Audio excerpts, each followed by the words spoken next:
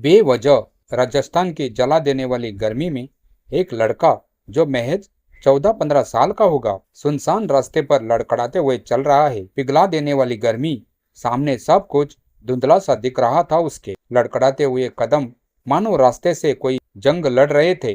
धीरे धीरे आगे बढ़ता हुआ वो लड़का आखिर थक हार कर गिर पड़ा, मगर उसका हौसला ना गिर पाया। पानी पानी कहते हुए, पानी की प्यासे से जूझते हुए रेंगते रेंगते वो आगे सरकने लगा और बस कुछ ही देर में बेहोश हो गया। दूर खेतों से एक लड़का अपने हाथ में एक लकड़ी लिए अपने ही मस्ती में गुनगुनाते हुए अपने घर की ओर बढ़ रहा था, मगर यह खुशी बस चंद लम्हों की थी। गुनगुनाते हुए वो लड़का अपने घर पहुंचा, तब उसने देखा कि रोज की तरह आज भी चूल्हा जल रहा था, मगर चूल्हे के पास माँ नहीं बैठी थी, ना ही चूल्हे पर कुछ बन रहा था। रोज की तरह नल से पानी बह रहा था, मगर आज वह बहन काम नहीं कर रही थी। रोज की तरह की लकड़ियों के ढेर के पास कुल्हाड़ी पड़ी थी, मगर बाबा वहां आसपास नहीं थे। सब कुछ बहुत शांत था। इस शांत माहौल के कारण वह लड़का घबरा रहा था। मारे घबराहट के वो माँ माँ चिल्लाते हुए जोर से दरवाजे की ओर भागा, और जैसे ही वो दरवाजे के करीब पहुंचा, उसने देखा कि दरवाजा पहले से खुला हुआ था। उसने धीरे से दरवाजा अंदर की ओर ढकेला और उसने सामने जो कुछ देखा वह देखकर वो जोर से चीख पड़ा, माँ! जहाँ कभी लोग पानी को तरसते हैं, उस रेगिस्तान में अचानक से मौसम में बदलाव हुआ। मानो भगवान भी उस बच्चे को मौत से जूझता नहीं देख पा रहे थे। आसमान का रंग बदल गया, बादलों से आसमान ढक गया और अचानक से वहां बारिश होने लगी। अपनी आंखों में अपने कुछ ऐसे दिल दहला देने वाली याद से माँ को याद करते हुए वो लड़का तपती जमीन पर पड़ा था। तभी बारिश गिरने लगी। तपती जमीन पानी के कारण ठंडी हो गई और वो लड़का होश में आ गया। पानी की बूंदें उसके मुख पर पड़ते ही उससे कुछ अलग ही आनंद प्राप्त हुआ। वो उठकर फिर से चलने लगा। उस लड़के में अब थोड़ी भी ताकत नहीं बची थी। वो ठीक से चल भी नहीं पा रहा था। कुछ ही देर चलते ही वह फिर से और रेत पर फिसलकर रेत के टीले से नीचे आ गिर पड़ा। उसने धीरे से अपनी आंखें खोली। सब उससे धुंधला धुंधला दिख रहा था। उसने देखा कि एक औरत काले कपड़े पहने उसके सामने खड़ी थी, और बस यह देखते ही उसने अपनी आंखें बंद कर ली। जब उसकी आंखें खुली तो वह एक चारपाई पर एक झोपड़ी में लेटा हुआ था।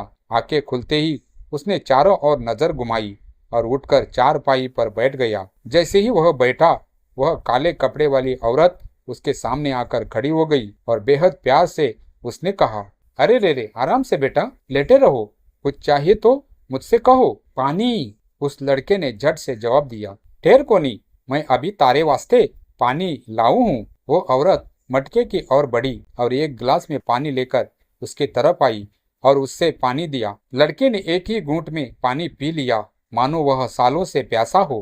पानी पीते ही उसे सुकून मिला। और कुछ चाहिए तारे को? उस औरत ने कहा। नहीं, मगर धन्यवाद, आपने मेरी जान बचाई, बड़े ही प्यार से उस लड़के ने जवाब दिया। उस औरत ने उस लड़के की बात का जवाब नहीं दिया, बस उसके सामने देखकर एक प्यारी सी मुस्कान दी। ठीक है, मैं जाता हूँ अब। इतना कह के वह लड़का चारपाई से उतरने गया, मगर जमीन पर पैर रखते ही दर्द से कहरा उठा। अरे छोरा, रुक! उस औरत ने झट से उसे पकड़कर फिर चारपाई पर बिठाया। छाले पड़ने के वजह से उस लड़के के पैर अधमरे हो चुके थे। उनमें खड़े रहने की भी क्षमता नहीं थी। अब उस औरत ने उससे प्यार से लेटाया और फिर पैरों पर गीली मिट्टी का लेप लगाया, जिससे उससे कुछ देर के लिए राहत मिली। कुछ देर के बाद उस औरत ने उस लड़के को जगाया। चारपाई पर ही एक परात में उसके हाथ और मुंह धुलवाकर उस औरत ने बड़े ही प्यार से अपने पल्लू से उसके मुंह और हाथों को साफ किया। यह सब देखकर उस लड़के की आंखें भर आई और अपनी माँ को याद करते हुए वह रोने लगा। तभी उस औरत ने कहा, अरे क्या हुआ छोरा, क्यों रो रहा है? उस लड़के ने अपनी गर्दन हिलाते हुए कहा, कुछ नहीं, बस ऐसे ही। फिर वह औरत उसे अपने हाथों से खाना खिलाने लगी। तभी एकदम से उस लड़के को खांसी आने लगी। उस औरत ने देखा कि गिलास में पानी नहीं है, तो उस औरत ने अपनी लड़की को आवाज लगाई, जीविका, पानी ले आ छोरी। एक लड़की जिससे काले रंग की चोली पहन रखी थी और घूंघट से जिसका मुंह ढका हुआ था, अपने हाथों में पानी का गिलास लेकर आई। उस औरत ने पानी लेकर उसे उस लड़के को पिलाया और प्यार से पूछा, अब ठीक है। वह लड़का उस लड़की के सामने एकटक घूरे जा रहा था। तभी उस औरत ने कहा, ये मेरी छोरी है, मेरी लाडो जीविका। बस हम दोनों ही माँ बेटी यह इस झोपड़ी में रहते हैं। जब तक तुम चाहो यहाँ रह सकते हो। उस लड़के ने कहा, आप लोग यहाँ सिर्फ काले कपड़े पहनते हैं? नहीं बेटा, ये काले कपड़े सिर्फ कपड़े नहीं, यहाँ की हर औरतों के लिए श्राप है। बड़ी ही मायूसी के साथ उस औरत ने कहा, ऐसा क्यों? बहुत ही सरल तरीके से उस लड़के ने पूछा। मैं विधवा हूँ, मेरे पति नहीं है और यहाँ हर विधवा जिंदगी भर ऐसे ही काले कपड़े पहनकर अपनी सारी उम्र गुजार देती है। पर आपकी बेटी ने काले कपड़े क्यों पहने हैं? बहुत ही बेचैन भाव से उस लड़के ने पूछा। यह सुन वह लड़की वहां से चली गई। वो औरत अपनी बच्ची को इस तरह जाते हुए देख अपने आंसुओं को रोक नहीं पाई, मगर अपनी भावनाओं को दबाते हुए उस औरत ने कहा, विधवा है वो भी मेरी तरह। उस लड़की की उम्र करीब 13 साल की होगी। और यह सुनकर उस लड़के का मन भी भर आया। उसे भी कुछ सूझ नहीं रहा था कि आगे क्या बोले। वह बस चुप रहा।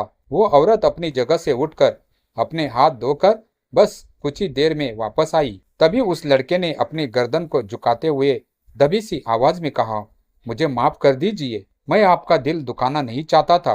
तुम क्यों माफी मांग रहे हो बेटा? हम औरतों की तो किस्मत में ही न जाने कांटे भरे पड़े हैं। ऊपर वाले ने ऐसे जहां में हमें भेजा है कि वह खुद भी शर्मिंदा होगा, मगर फिर भी शर्म से शायद माफी नहीं मांग पा रहा। तो तुम क्यों माफी मांग रहे हो? यह सुनते ही वह लड़का शांत हो गया। घर में चारों ओर एक अजीब सी चुप्पी छा गई। कुछ लम्हों की चुप्पी के बाद उस औरत ने पूछा, तुम कौन हो बेटा? कहाँ से आए हो? लड़के ने कुछ जवाब नहीं दिया और बस चुप रहा। क्या तुम अनाथ हो? नहीं, मैं अनाथ नहीं हूँ। मेरे बाबा, मेरी माँ, मेरी बहन सब है। अनाथ नहीं हूँ मैं। बस यह कहते कहते उसकी आंखें भर आई। उस औरत ने कहा, तो फिर जल्दी ही ठीक होकर अपने परिवार के पास लौट जाओ बेटा। तुम्हारी माँ तुम्हें बहुत याद करती होगी, राह तकती होगी तुम्हारी। हाँ, ठीक कहा आपने। अच्छा, कब तक मैं तुम्हें छोरा छोरा कहूंगी? अपना नाम तो बताओ। मेरा नाम कियान है। घना प्यारा नाम है बेटा। हाँ, माँ ने बहुत प्यार से रखा था। के मायने हुए है बेटा इस नाम के?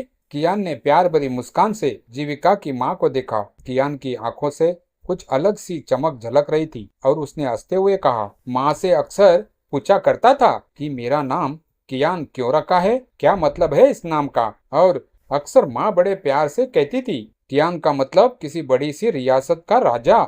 माँ के ऐसे कहने पर हमेशा माँ से मैं कहता, मगर इस राजा का महल कहाँ है? तब माँ मुझे घर की छत पर ले जाती और हाथ फैलाकर कहती, यह सारा जहान मेरे बेटे का है। ये आसमान उसका महल और ये धरती उसकी राजधानी है। और मैं बहुत खुश होता था माँ की इन दिलचस्प बातें सुनकर।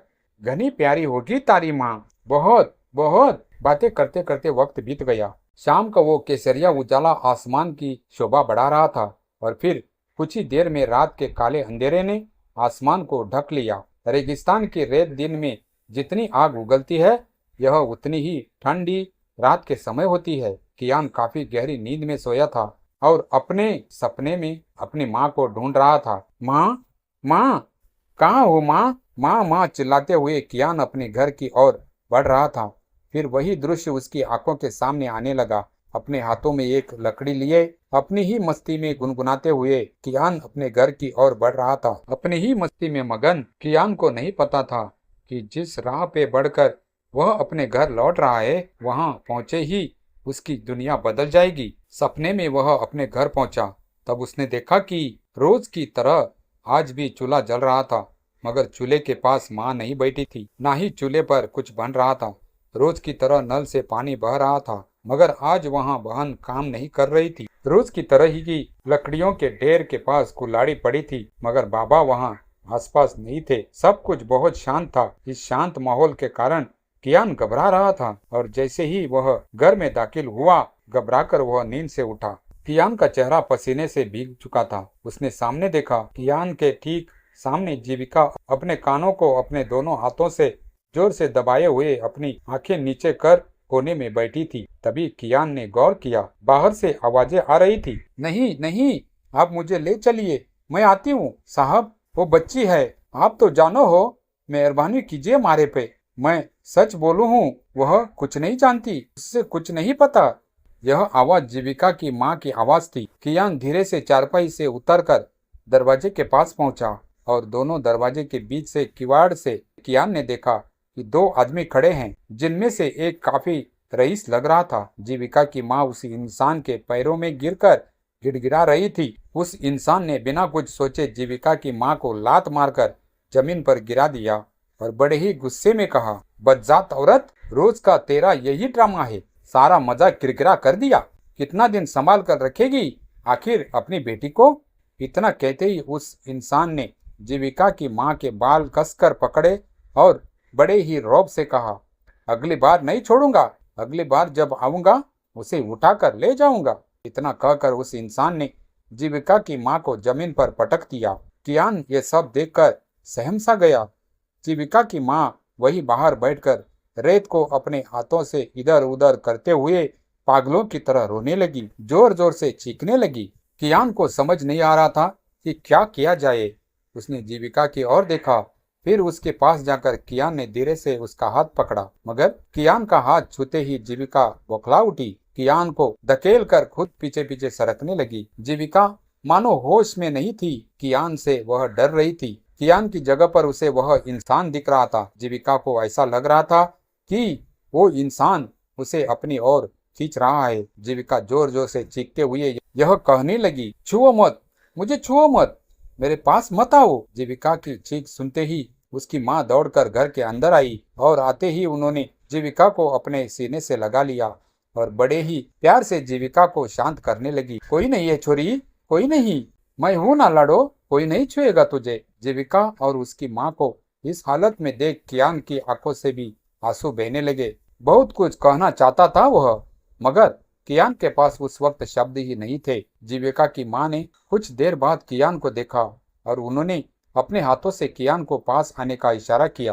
कियान बिना कुछ सोचे समझे उसके पास जाकर उसके पैरों से लिपट गया।